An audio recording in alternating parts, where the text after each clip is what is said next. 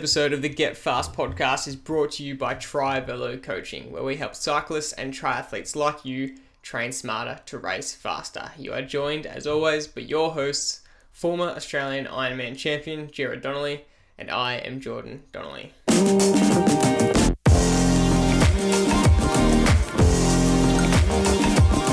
And in this week's episode, we have a special guest on. We have our founder and creator of the Run Smarter podcast, physiotherapist and runner himself, Brodie Sharpe. Brodie Sharpe is a physio who is passionate about running, preventing running injury, and getting rid of the myths and misconceptions that surround running injury and performance. Brodie started his own podcast, the Run Smarter podcast, which we obviously love the name, and he started this podcast with a goal and a mission to help runners around the globe get evidence-based approaches to preventing and managing injuries and getting rid of a lot of the myths and misconceptions around running injury and performance. It was a great chat to Brodie. We really dived into the biggest misconceptions that he sees and what to do about them, the top tips to preventing injury and managing performance.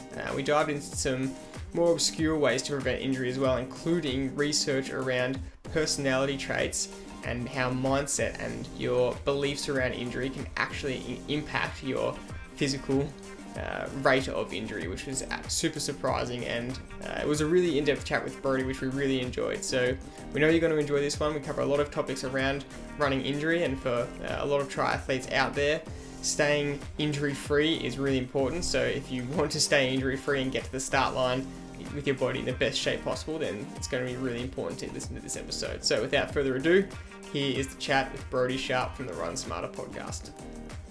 So Brodie, welcome to the podcast. I wanted to start off straight away by asking you about your mission and your purpose, because your goal is to spread more evidence-based training to runners and help runners run smarter. So tell us a little bit more about your background as a runner and as a physio, and how did you end up here?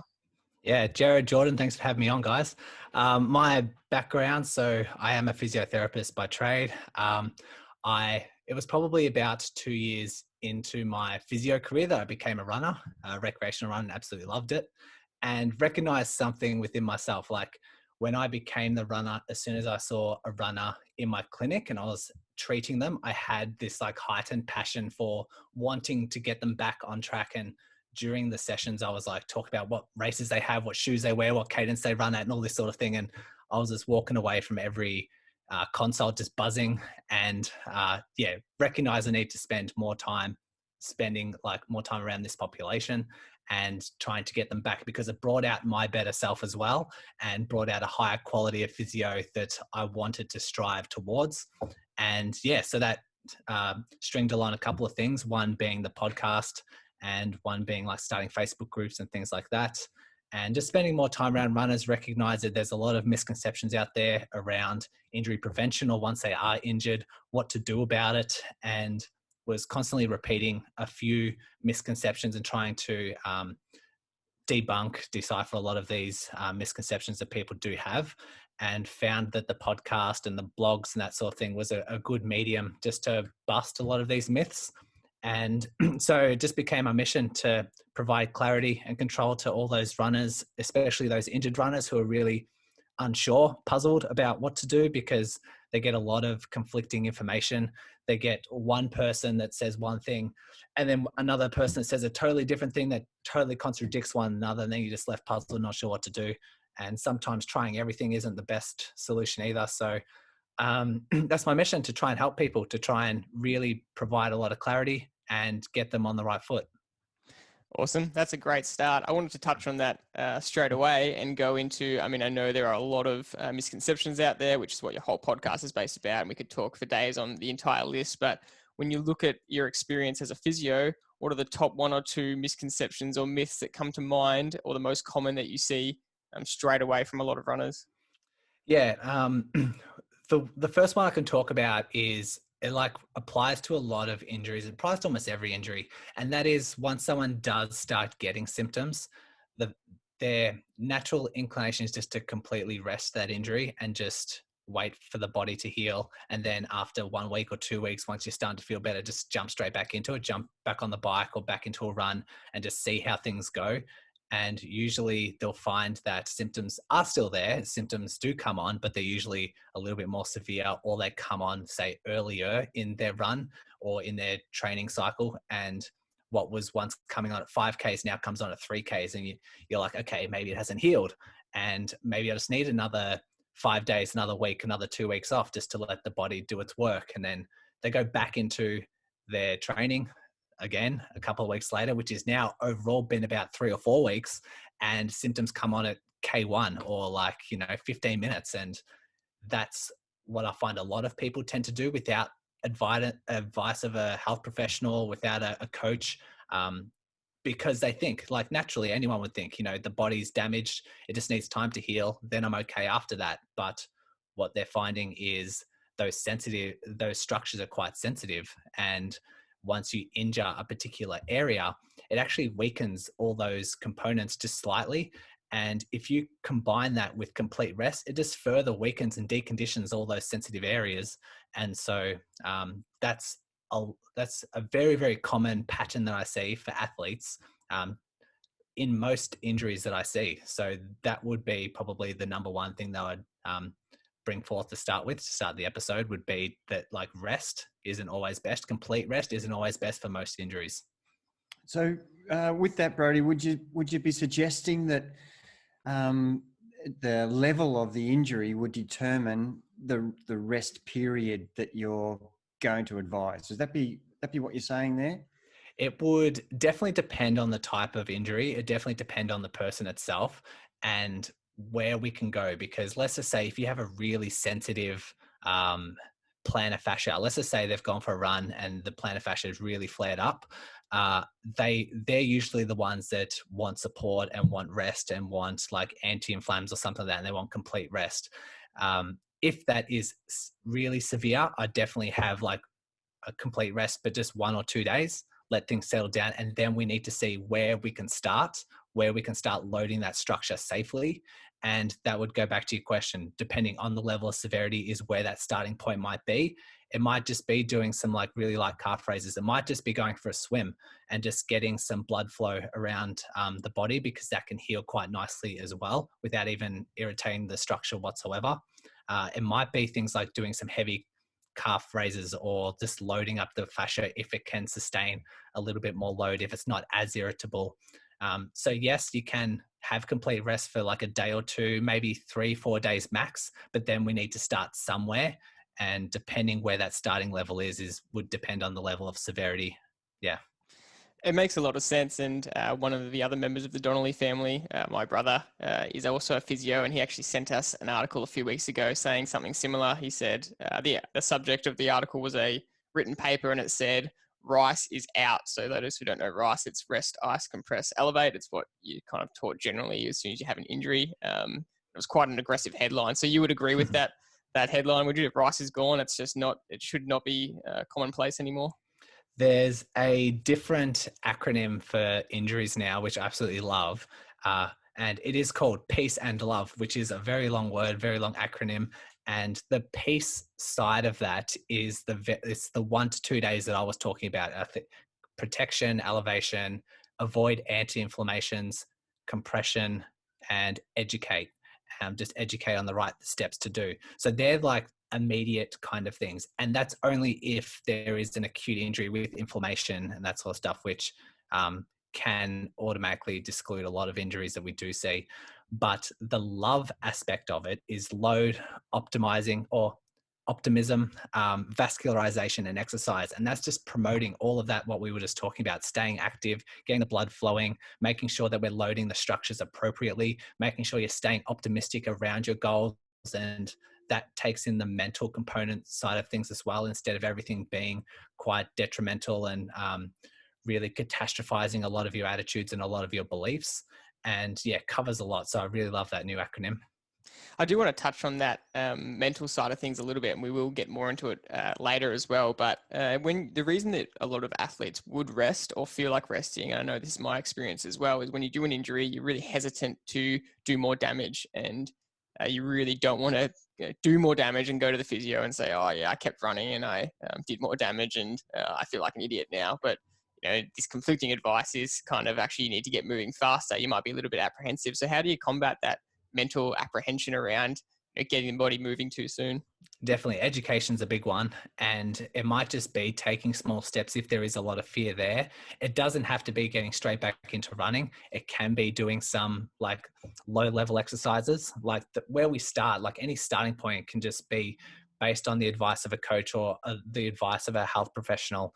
But that, like you said, it's human nature. Like if someone is injured, it's human nature to rest it. And it's human nature to have that kind of fear ingrained because that's what the brain does. The brain wants to protect you. It wants to keep you away from danger. And that's why it's so prevalent that I see in my clinics and what I see with runners, because that's just behavior in a nutshell.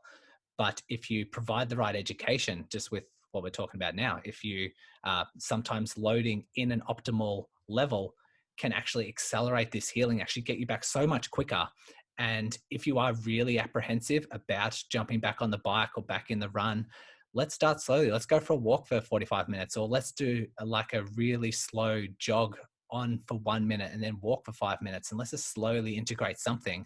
And if that's still sparking some fear, let's start doing some lunges. Let's start doing bodyweight lunges. Let's start doing some squats or jump squats or something, just to not only start building up the tolerance of those tissues, but mentally it starts providing a lot more confidence. Oh, I can do that. You know what? I just did 3 sets of lunges and I'm feeling really good. I'm actually feeling better. I actually feel okay the next day without symptoms flaring up. So that can help that starting process and help confirm that belief that you're delivering the right education. And if there is a flare up, let's just say we've started doing lunges and there is a spark in symptoms, make sure you jump on that education to be like, okay, we're trying to work out your starting point. We're trying to work out what you can tolerate. Right now, we've tried something that's, you can't tolerate that. Let's have a rest for a day and let's start with something a little bit more of a low level of functioning and work our way back up. That's a really great summary. One of the things that is, from a coaching point of view, is kind of frustrating a lot of the time is there is always a reason why the injury occurred in the first place. And you talked about education.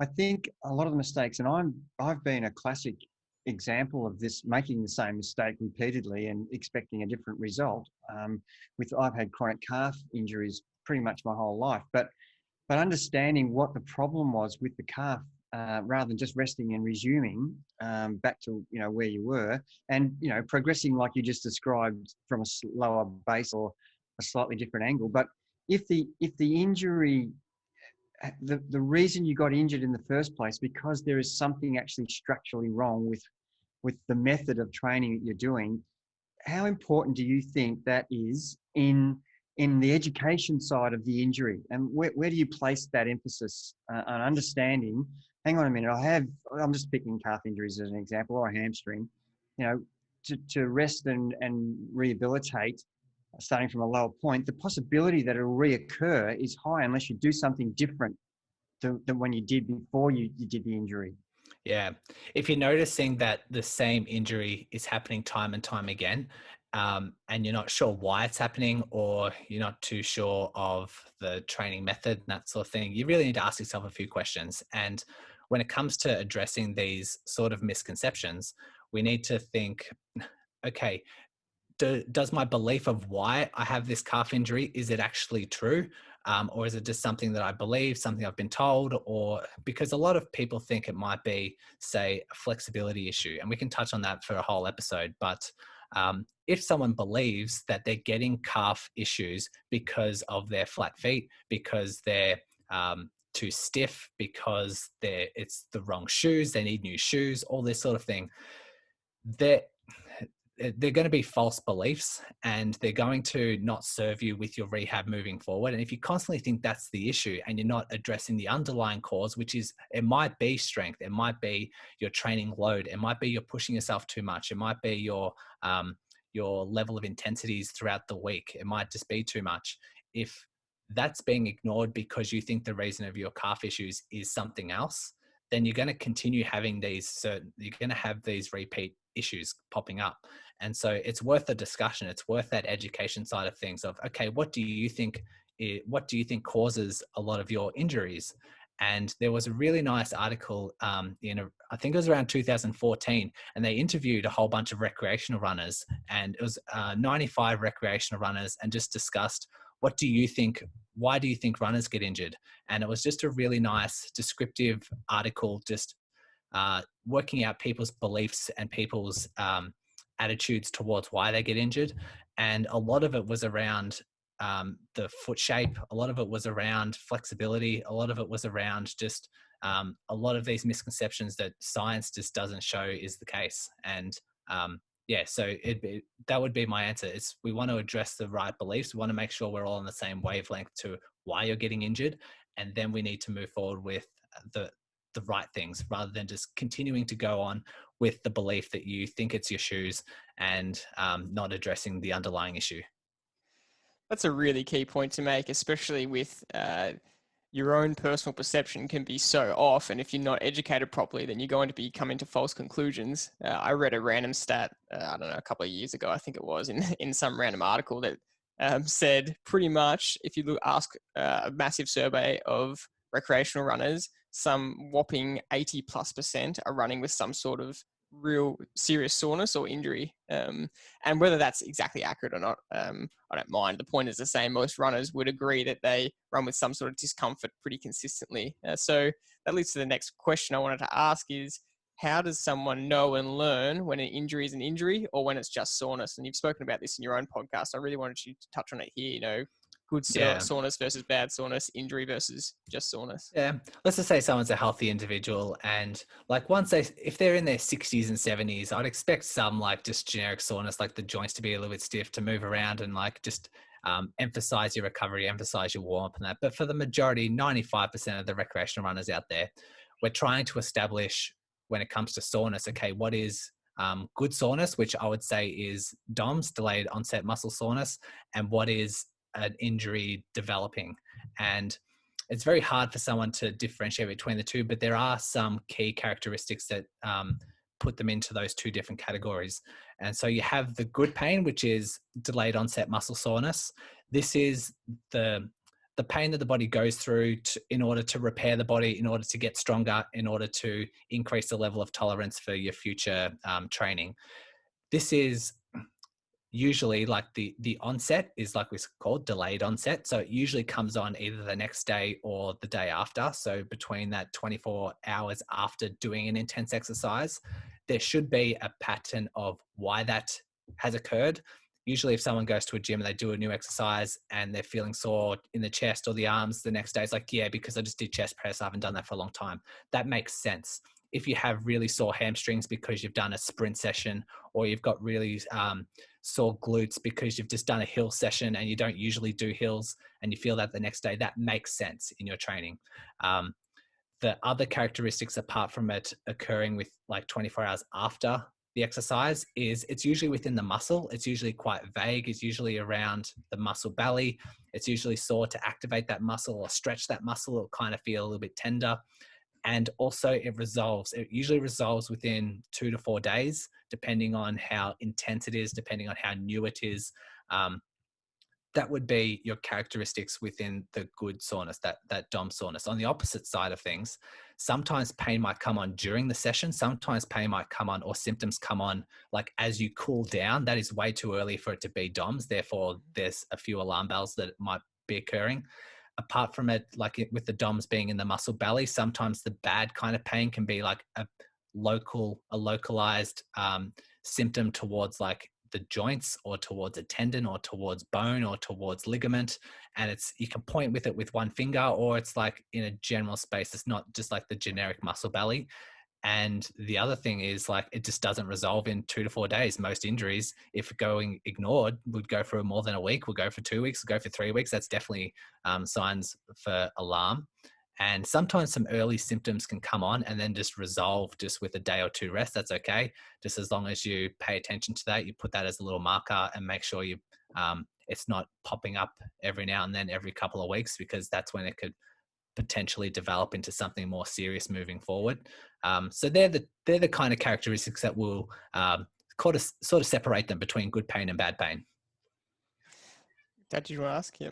I was just going to, there's so many points you've covered there, which are fantastic for our listeners to, and I know the majority of triathletes that we coach and runners, getting to the start line is almost, a feat in itself without actually injuring yourself. And you can derail your whole program with not paying attention and not understanding the particular nuances of your injury, and the difference between the DOMS and the real injury is such a hard one for people to understand. I just want to ask on the DOMS, which is, you're obviously, the example you gave is going into the gym and doing something that you haven't done before, which will cause and create some muscle soreness, but that is a good thing because you've broken down some of the cells and they're rejuvenating double the size, and that's in it. That's really what we want to do in our training. We want to progress and improve, whether it's the muscle fibers or our cardio. Do you recommend that style of training? Would you be advising people to really go and do that sort of stuff? For example, if you haven't done sit-ups for a while, and all of a sudden, you're in a PE class at school and the teacher makes you do, maximum sit-ups, maximum push-ups. Is that something that you would steer away from, even though you do get a benefit down the track from the actual activity? Where do you sit looking at that style of from a physio point of view? I guess it would depend on the athlete. It depend on their goals that they have in mind. It depend on just getting a scope of their general, looking month over month, how often they saw, how often they dealing with DOMS. Because in most cases, if you haven't done weighted lunges for a while, you're going to wake up and the muscles around the hips are going to be very, very sore. But if you do that for 2 or 3 weeks, that same load is going to be nothing. Like you usually might have some light soreness for a day and then you're good to go. If you notice as a coach or as a health professional that an athlete is preparing for a race and the majority of the time is just negotiating DOMS and they're constantly sore, I would question their level of intensity. I'd question if their gym sessions are too intense or their actual workout sessions on the bike, on the when they're running, when they're swimming, if that's too intense, because that really shouldn't happen. There really should be a lot of the bulk of your training, especially when you're building up bases and that sort of stuff. It should be around that lower intensity so you can go again the next day and the body can recover and you can work out the next day, do something else the next day, rather than just feeling like you're waking up and you're kind of hobbling and you're kind of feeling really sore, really tired. So I'd question that. But if you're doing something new, you should expect that muscle soreness. Like if we use that example of doing, just going ahead and doing a whole bunch of sit-ups and then having 3-4 days of soreness. Is sit-ups what we want to do? If we want to prepare for a triathlon, is this what we want to do? Probably not. If we wanted to do, say, really heavy calf raises or plyo jumps and all this sort of stuff, does that match our training? Is it specific to the training that we want? Yes. Okay. Is it going to create soreness the first time we do it? Yes. Is it going to settle down with the muscle soreness if we persist with it for 2 or 3 weeks? Yes. So we want to make sure that is done earlier in our training, months before the actual event itself. And then we're building up a really nice base. After a couple of weeks, we're feeling quite good. And then we can start, when it gets closer to the race, topping up that top end and sort of getting into some higher intensities or more specific to race conditions, all that sort of stuff. So yeah, to answer your question, for a physio, from my perspective, you shouldn't be spending a lot of time being sore in the general week, the general mileage. I hope does that answer your question, or did I tail off a bit? No, absolutely. And I suppose the two key things is the intensity of your training, and if your body has not had the base to cope with it, then that's a recipe for disaster. And also the recovery. So the intensity and the recovery period you're giving yourself. The recovery period could really enable the soreness to disappear, as and examples would be doing a recovery ride on the bike rather than going for a recovery run, which would just enhance blood flow, which is what we're trying to do is repair the damaged muscles, whereas running for a recovery run can continue to keep the soreness there, I imagine. And that's sort of those two things, the intensity and the recovery, do you see them as the keys to to enable you to perform well in training, so you get to race day, in the best possible shape. Yeah. And I'll touch on that as well. Like there's a fine line between DOMS and developing an injury. And that's where you need a coach. That's where you need a health professional, because you're not just, if you just smash out lunges when you've never done lunges before, but you're also doing plyo lunges, or you're doing weighted plyo lunges, that's just a huge spike in training that's going to lead to an injury anyway, which we don't recommend. But you can not do squats for a very long time and then only do body weight squats and still be sore the next day. So we're kind of in that safe zone where you're going to experience DOMS, but not really experience an injury. So we don't want to advocate doing a massive intensity of something that you haven't done for a long time. When it comes to recovery is everything. That's where we get stronger. That's where we start recovering. That's where we become better athletes. It's when you start emphasizing on your recovery. And if you want to work harder and you want to work on getting a faster split or getting faster races and really improving and getting those high intensity sessions, you need to emphasize more recovery over than just like your recreational runner. Like, I don't focus a lot on the recovery if I'm not doing high mileage things. I do focus on recovery. It's not a high priority of mine. If I was to prepare for a marathon and really be doing high mileage stuff and some high intensity sessions, that's when my recovery needs to be top notch. I need to make sure that I'm sleeping well, that I'm eating well, and all this sort of stuff, which would be the majority of the people you work with anyway. So yes, recovery is massive. Yes, we can do our active recoveries. Going on a bike just for a light session is a lot, or even just a swim is better, because you're sort of resting a couple of energy systems there rather than going for a slow jog. You'd be surprised to know how much force is required for your feet, calf, knee, how much force goes through that. Even just when you're walking, even when you're just doing a light jog, you're looking at 2 to 3 times your body weight every step. It's just not enough to enhance recovery. So yeah, I would totally agree with what you're saying.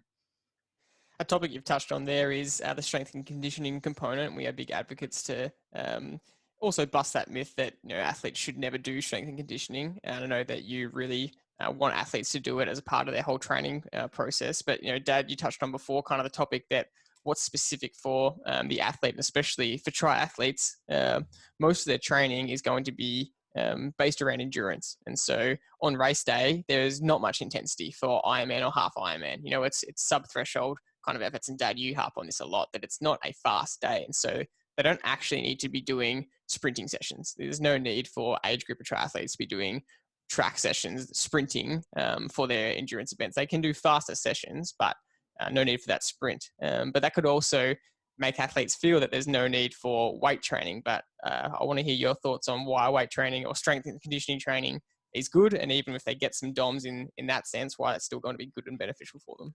Yeah. And my main area is working with runners, and most runners, they think they don't have the time to do strength and conditioning. I don't know what it's like for triathletes, but they're constantly they've got so much things they have to work on and so much things to stay on top of that. That's where you need a really well-designed, well-timed plan with a coach, just to say, okay, this is when we're doing our run and our ride and our swim and our strength sessions, because it's hard enough for me to convince runners to do their strength and conditioning work. But it's going to be just a tougher to try and convince it to triathletes. But we do know this from science. I'll speak from the running point of view, because that's all the literature that I read. But doing heavy sort of strength sessions, we really want to start encouraging runners to go away from the body weight style exercises and doing body weight lunges, squats, calf raises, to really building on the heavier side of things. It doesn't mean that we need to work on it will tip off your sprint sessions. You won't do that. The strength, the heavy stuff does complement endurance-based sports. It does make your running economy better. It does just really naturally work in little mini surges within a race. It definitely helps with that. But when it comes to endurance, we all care about the running economy. And that's how efficient you're working and how efficient you're utilizing your oxygen stores and how efficient the muscle is at utilizing those oxygen stores, so that you can run slightly faster, but it feel like the same effort. That's helping with your running economy. And strength and conditioning has been proven to help with that. And when you're getting to the heavier side of exercises, so adding weights onto your lunges, calf raises, squats, that's where the real benefits have shown. And there's mountains of evidence to show that the heavier side of strength training does help the endurance athlete. That's great to hear. Dad, did you have a question on that? Yeah, and look, I'm a real keen learner and listener to the experts, and there's been lots of controversy on too much strength and conditioning for endurance athletes could be detrimental, and more body weight type of strength and conditioning could be more accurate for an endurance athlete. Why would they need to be doing so much heavy lifting? And they're the questions that I'm getting asked a lot. Should I be doing a lot more really heavy weights, and I'm talking about an Ironman, where the event could possibly be between 9 and 14 hours. Where is the benefit in doing some heavy strength leg presses, or when you're already doing lots of quad hamstring work on the bike, and a good coach will have you doing low cadence strength work on the bike, which is exactly specific to how it's going to be in a race. I just like your opinion on where you see that, for endurance. You just touched on it there, but, are you really, what are you saying in terms of, I'm talking Ironman 70.3, which is, 5 to 15 hour events. Yep. So, like I said, I don't know too much around the cycling component of things. I think the benefits that you will receive with a runner can translate onto the bike, I'm assuming, but there's a lot of misconceptions when it comes to being heavier in the gym and becoming like a gym goer. People really don't want to do that. They want to stick to low body weight, like really working their aerobic system as much as they can. And that's where they're going to spend the majority of their training. That's what the majority that they're going to do. The recommended level for, I think with endurance athletes, the recommended frequency for strength training should be twice a week to build up your strength. Once you're at a level of strength that you're kind of happy with, you only need to do it once a week to maintain the strength that you've gained. So you're not going to be spending a lot of time in the gym. And a lot of people are fearful, especially if they're, let's say they're doing an Ironman and they know it's a long distance. They want to keep their body weight down. A lot of the fear is they're going to become this big, bulky, or even just put on a couple of kilos when they're hitting the gym, and they're going to lose their flexibility because they see these kind of big gym people walking around with really reduced mobility and that kind of stuff. And it's understandable. It's a fear that a lot of people have because that's the image that they portray when there's a gym goer. Yeah. There is a thing called the interference effect, and Richard Blagrove talks about this in his book. It's called Strength and Conditioning for Endurance Runners, and lists all the benefits when it comes to strength work for endurance runners. And I interviewed him on my podcast, which was a really interesting discussion. And he talks about this. People think they will put on body weight, and he talks about this interference effect. And within your week, if you're doing some strength sessions where you're lifting really heavy, but you're also combining that with a lot of aerobic training and a lot of like runs, cycles, like on the other days, and mixing that within your week, your body will prioritize the aerobic component rather than the building the muscle mass and all that kind of thing. It will prioritize the energy efficiency and the aerobic system. So to put it simplistically, you won't put on weight if you're combining strength sessions with running. You won't do it. You might put on like half a kilo here and there, you will get more defined. You might put on a little bit of muscle mass, but it's nowhere near as much as you'd think. You might get a little bit of definition, but the body will prioritize a low, lean body if you're combining it with the aerobic systems. And that's comforting for a lot of people to know. And to go back to the let's say the Ironman style of things, if someone's doing a whole bunch of hours and hours of aerobic and they don't want to get into the anaerobic side, just let them know that it's going to enhance their running economy. And it's just another tool in your tool belt, because you're also, not only are you enhancing the running economy side of things, you're also increasing your capacity for certain ligaments, certain tendons, certain muscles to tolerate a certain level of exercise. When it comes to building up the capacity of your tendons, ligaments, joints, everything like that, you've got like these kind of 3 buckets that you want to top up in order to be like a well-rounded athlete. And that comes with endurance, it comes with building up the strength, and it comes with building up the power, the explosiveness. And when it comes to like a triathlete, you kind of want to fill all these buckets. And if you're spending the majority of your time doing endurance runs, like strength sessions, well, I guess some strength sessions you can do on the bike, but you're really not doing heavy stuff. You're not doing like the plyometric stuff. But if you're spending the majority of your time doing the low intensity, longer endurance sort of stuff, you're definitely ticking the endurance bucket. And we're really happy with that. But we're not necessarily we're addressing kind of half of the strength bucket, but not really a lot of the plyometric power bucket. And what happens is if we spend like 1 to 2 weeks doing the strength training side of things, you're definitely starting to fill up those strength buckets and those plyometric buckets. And that's just allowing the tendons, the ligaments, the joints to start increasing the capacity through all of those modes of exercises. And that makes you a more resilient athlete, makes you more resilient to injuries in the future. And so you're kind of just ticking all those buckets. So apart from having the running economy side of things, you've also got that resilient side of things. So I guess that would be my answer. That's a good summary. I was about to ask, so in summary of all that, what is the biggest benefit? Is it the injury prevention or is it the running economy side? But I guess it's a mix of both and having that capacity from your body, correct? Yeah, I say the buckets and the injury prevention in theory, like it just makes a whole lot of sense based on the research that I've said. There isn't one, like we can't make the assumption that strength training reduces our risk of injury because the injury itself is so multifactorial and we get injured from multitude of reasons. And the way we have to conduct our studies, there isn't literature to support the fact that strength and conditioning will reduce your risk of injuries. There's a mountain of evidence to show that it will increase your performance, it'll increase your endurance performance, it'll increase your marathon times. There's so much along those lines. But yeah, it's hard for us to make the conclusion that it will reduce your risk of injury based on literature that's out there. But it just makes a whole lot of sense to me that you're ticking those buckets and you're addressing all of those, I guess, weak links, you could call them. Yeah, that's what my conclusion would be. It just makes sense.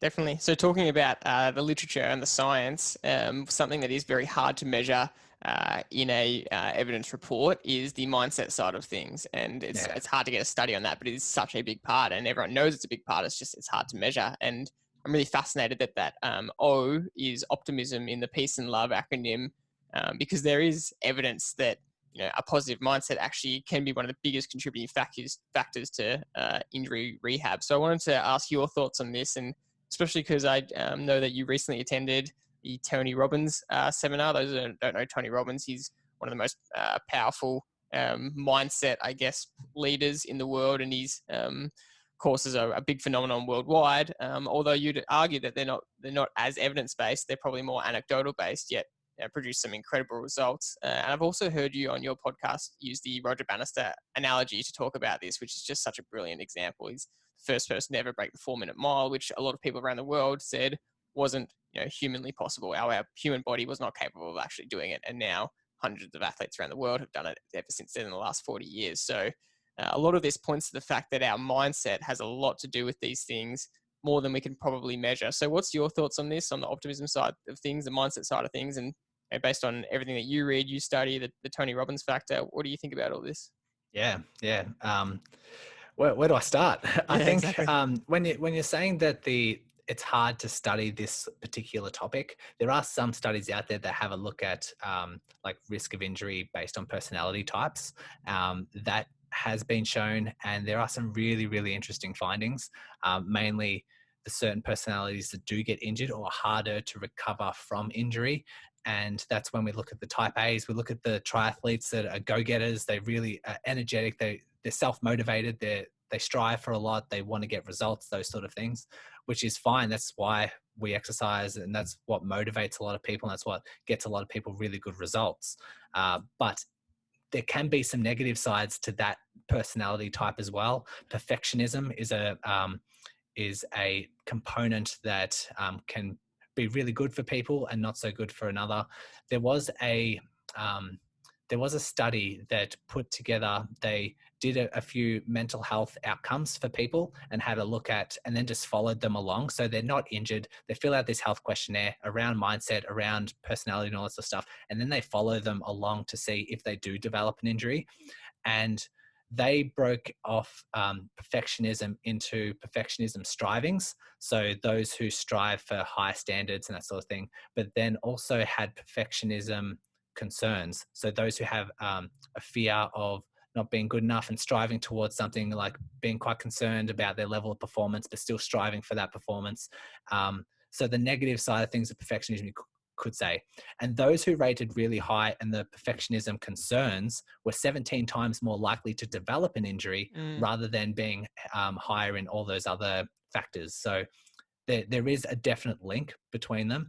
And I do see the personality types that do develop an injury and they return way too soon, way too eager, because they get jitteriness. They get like, they need to get back into their running because it's their mental health side of things. That's like, it's their identity. They really want to get back into it, and they come back too soon, too fast, too far, and because that's all they know. And then the injury gets more severe, develops, and it's a mess. And so you have to really settle them down, giving them another option to still stay active while this injury is being managed, because they can't sit still. And they're particularly tricky, especially if they're only runners, because it's the only thing they know, and they won't go on the bike, and they won't go for a swim, and they won't do some strength-based exercises. You're limiting a lot of your options in that way. So there is a link between personality, mindset, that kind of thing. But what I've found doing this Tony Robbins event, so I did it with my brother, and we were meant to go to Sydney to do it for 4 days. He's done, this was Unleash the Power Within, so it's a 4-day seminar. He's also done it a couple of years ago with some of my other family members. I didn't go that year, but wanted to go this year. They turned it into a virtual event due to the pandemic. And we'll be going to Sydney to attend next year if we're still allowed to do that. But yeah, so it was really well organized. We were just in our living rooms, 12 hours a day for 4 days straight, sometimes 13, 14 hours. It was really intense, but really breaking down your limiting beliefs and help you strive to become a better person with your health, wealth, relationships, career, all this sort of stuff. And really breaking down. And it made me apply this to a lot of the runners and a lot who I'm teaching and who I'm coaching and who I'm trying to help overcome certain injuries, chronic injuries. And really gets down to, when I see someone with a chronic injury, there's certain characteristics that I'm finding, especially those who've had injuries for 3 years, 4 years, 5 years, and still dealing with this same injury. And they usually have the common characteristic of like anxiety, depression, like fears, developed a lot of misconceptions along the way. They tell themselves certain things of they're living in the past of why they got injured, what they got told early in their injury, who they're blaming. They're blaming their physical therapist, physio, GP, surgeon for telling them the wrong things in the early days. And they're living in that space. And it's really hard to progress forward and have a real optimistic outlook when you keep referring back to all those traumatic kind of experiences and kind of living in that moment. I did have a lady who had 3 years of a tib post tendinopathy. And in her early days, like a year of having that injury, she saw a surgeon, and the surgeon told her that you can try all the rehab you want, but it's not going to get any better because tendons don't heal. And you can try everything you want, but you're going to come back to me and you're going to need surgery because tendons don't heal. The only way they can get better is with surgery, which is just makes my blood boil. It's just like the worst advice you could ever give to anyone, because it's not true. And it's left them powerless, and it's left them to, how are they meant to go about trying the right things when they believe that it's not going to do anything? So that's when we have to practice a couple of things. We have to practice getting the right beliefs. We have to practice changing their mindset around gratitude, making sure that we're focusing on like the future rather than the past, making sure we're focusing on the stuff that you do have rather than what you don't. Because a lot of them are like, I just want to run pain-free. I just want to run pain-free. How about being blessed that you can walk pain-free? How about being blessed that you can get up out of bed and start appreciating what you do have rather than what you don't have? And just that mental mind switch can really start to create optimism, start create happiness, and start create a better outlook. And that, just having that and implementing that, can help the body regenerate and help the body heal itself. And it actually switches into like the physical components, actually physically helps you heal, and all you've done is just switch your mindset. It's pretty amazing. It's a pretty wild world, isn't it? Absolutely. Yeah, control the controllables is something that we really push a lot. And, things that are out of your control, it's wasted energy. Yeah. How many people are like really disappointed because the weather wasn't good on race day? And it's like, we can't control the weather. So let's focus on what we can control. You go, Jordy. Oh, well, I was just going to say, I mean, it's what you're saying is so spot on. And a lot of the time we just don't think about it. Firstly, we're trying to get education, like we said at the start of this podcast, on the physical side of injuries. But, this mental side plays just as big a part. Yet we don't really know how to measure it either, or we're not well educated on it. But all those factors you said can contribute such a difference. And it's well worth thinking about. A couple of last questions to finish off. I wanted to kind of get a bit of broad advice from you when you think about runners, or even triathletes that are running as well. What are some of the best ways or tips you could give them to prevent injuries long term? Okay. First of all, when it comes to preventing injuries, it's recognizing what causes injuries rather than all those misconceptions that we talked about. I did write down a few. So like recognizing it is, if anyone's listened to all of your episodes, shouldn't be new news, but doing too much too soon, just having really spikes in training load, just recognizing that and having a real well-designed program would significantly reduce your risk of injury, because we know that the majority of injuries are due to training errors and they're due to spikes in load. The other thing that people don't really recognize is other acute changes. It's not necessarily how far, how fast, but it can be acute changes like, say, terrain, like doing hills, running up hills, down hills. It could be acute changes in your footwear. So going from like a really supportive shoe to something that's really light and flimsy, and they're still doing the same mileage, the same speed, but if they have that rapid change, that's going to increase your risk of injury. I had some guy who had hamstring issues for a really long time, and he's like, I still do high mileage on the bike and he loves riding, but he had his bike, he had the seat height changed, or he had like the bike frame changed, and then just went and did a 100K ride because he's used to doing 100Ks, but he's gone straight from a change in posture, change in position to riding 100Ks, and your body just didn't develop it. And so he developed a lot of hamstring issues after that. So those acute changes, still on the topic of injury prevention, personality, looking at like recognizing any training errors that you're caused that's due to your drive and your motivation and your heightened levels, like all that stuff we discussed before. If you're striving perfection, if you have these really heightened or unrealistic expectations that you've set upon yourself, just self-reflect and kind of just be kinder to yourself, kind of do that. I notice it's probably the same with triathletes. Runners, they set themselves like a really high standard, a really high bar, really high like goal or race that they want to get to. And then when they finally achieve it, they don't really celebrate. They just move on to the next thing. They don't really celebrate the small wins and celebrate what they're putting themselves through and all the hard work they put in. They just move straight. They might celebrate for half a day and then they're moving on to the next one. They're got another ticket to go to the marathon, all that sort of stuff. So be nice to yourself. Being optimistic is really good for injury prevention.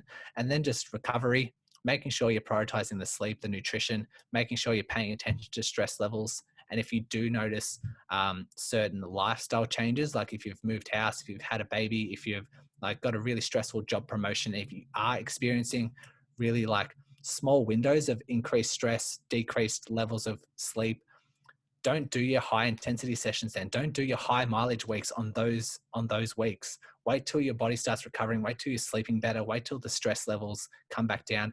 Then start doing your high mileage exercise and you start your high intensity stuff where your body can start tolerating it. So there come some of the things that we really need to recognize. We really need to self-reflect on. And I like to say that they will significantly reduce your risk of injury, but we can't get that we can't get that injury risk down to zero. It's a goal that everyone wants. Injury prevention is the goal, but we can't get all the way down to zero. We can make really, really smart steps in your training to get close to that zero, but we can't get to zero. Injuries are going to happen. It's a way of life. If the real advice I like to give people is, once injuries start developing, like we said, sometimes it's unavoidable, but when those symptoms start arising, it's knowing how to interpret those symptoms, and it's knowing what to do from day one. And the really right thing is day 1, day 2, day 3 really sets you up well. That will turn a 1 week injury, like it will become a 1 week injury instead of a 3-month injury. And that's the real goal that's going to keep you moving forward. And you just overcome that injury, just move on, continue with your training. Then something else might happen, might only be for 2 or 3 days. Then you move on, then you move on, then you move on. That's when you're going to see the real results in your races, in your race times, because you're continuously exercising instead of being held back 4 weeks, 6 weeks with an injury and then trying to get back into it again. And it's just building that momentum, which can be really, really powerful. It's a vicious circle, isn't it? You get less injuries by maintaining consistency, but you also risk the injury by doing too much. So patience is a massive factor in any good program, and people who start with, as you said, the goal and expectation of achieving it in a minute compared to giving themselves time is a really massive thing people need to learn. It's a hard lesson to learn. Patience is something that's going to hold you in good stead. And you've really summarized those. It's a massive amount of lots of things, isn't it? Not just one thing. But patience is a great word. And when we're talking about personalities, like if you've found someone that's highly competitive, highly self-motivated, highly driven, hold themselves real high expectations, you reckon they're going to have patience? Probably not. No. That's a great way to finish. Did you have any more questions you want to ask, Dad? Finish off? No, you pretty much summarized exactly what I was going to ask at the end there was, what are the factors that you would be giving advice to for any, budding new runner or marathon runner or triathlete who's really aspiring to develop their running without having, the risk of injury, derailing their program, which is what I said earlier. Half the battle is getting to the start line as healthy as you can. So would you summarize saying sometimes less is more, and it is more important to do little, and you talked about it, the mindset, just doing little things and celebrating. I've had 2 weeks of consistent training rather than 3 fantastic sessions, but 5 days off because I was sore. What advice is that? What you sort of would promote to a everyday runner? We can end with a couple of like really key messages, and that being just that, like, we want to maintain consistency. We want to make sure that we're avoiding a high intensity session that needs 3 days of recovery. We definitely want to make sure that your frequency is up and you're maintaining a really nice, consistent training load. But also, which goes round to my philosophy of the podcast and my career, is making sure you have the right advice, making sure you train with increasing your level of intelligence around training smarter. If you have that, like if you address, what the misconceptions are, what's reality, why you've developed this injury, why certain things are limiting you from achieving that, and then you're working on that, and it's all science-based and it's all like really rational sort of stuff. If you have that, and if you know how to train smart, you have a huge advantage against all your competitors, against all the other athletes there, compared to someone who has all these misguided, confused, like this puzzling sort of stuff of how do I increase my performance? How do I reduce my risk of injury? Consistency is a huge, huge thing, but it's also just having that intelligence. You have that once you grasp a lot of these concepts, you have that for life. You have that for every race, for every training preparation moving forward, because this stuff doesn't change. And if the science tends to slowly move towards something rather than another thing, because we used to think stretching helped with decreasing our risk of injury and all that kind of stuff. But once the evidence starts shifting towards something else, just being on top of it, listening to podcasts like you guys and listening to literature and listening to the right sort of thing and following the right people gives you a huge advantage in race preparations, reducing your risk of injury and having a really successful career. That's a great summary. That's a really great way to finish. Thank you very much for joining us, Brodie. We're really pumped to have you on the podcast. You've been really informative. I'm sure we'll have you on again to discuss some more myths and misconceptions or specific injuries in depth. We'd really love to go through some. I know you've got a lot of things that, again, make your blood boil that you'd like to make clear with runners out there. Just tell our listeners about a bit about your podcast and where they can best find you. Yeah, so I always encourage people to go to the podcast first. So it's the Run Smarter podcast. You can just search and find wherever you listen to your podcast now. I am active on Instagram. So the Run Smarter series is my handle. They're usually where I produce the most content.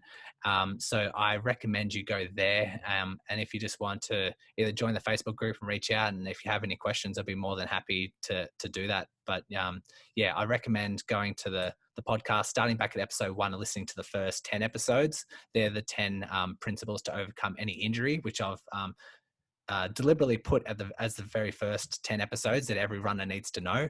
So have a listen to those and then start scrolling through any relevant episodes that might appeal to you is a really good first step. If you have any questions, feel free to reach out. Awesome. Thanks very much, Brodie. Really appreciate this. And thanks for everyone for listening. We'll see you next time.